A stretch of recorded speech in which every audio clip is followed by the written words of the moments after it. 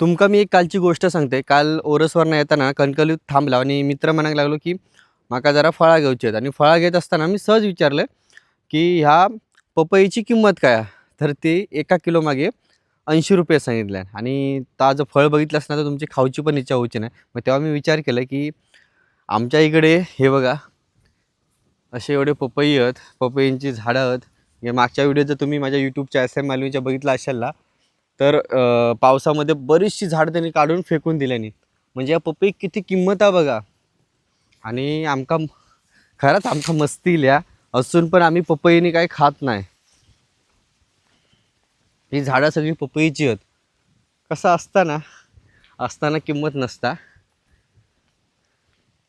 ही सगळी झाडं पपईची आहेत. हवेत आता ह्याच्यातलं 1-2 पपई आपण काढूया आणि आता घरात नेऊया. हे बघा आता उद्या पिकतलो. आणि काल मी 2-3 नेले पपई. ते माझे खाऊचे आहेत, कारण माका पपई खूप आवडता आणि मी खातेच प्रत्येक वेळी. हे इले ते घेऊनच जाते. तर कमेंट करून नक्की सांगा की पपईची किंमत आता किती आहे.